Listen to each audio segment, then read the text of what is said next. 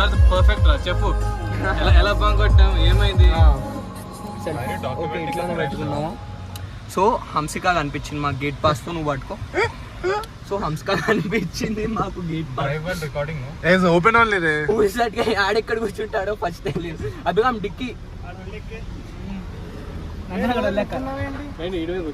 అదే first aid కూర్చుంటే రెండు మీద కూర్చోదు.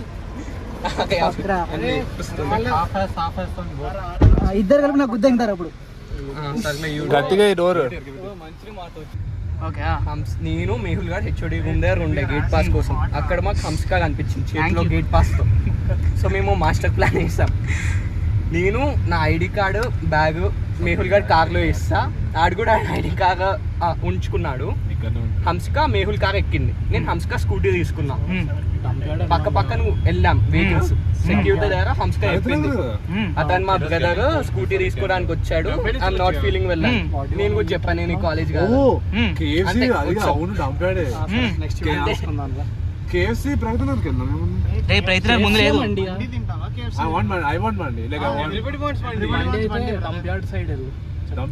ఆపేసేరా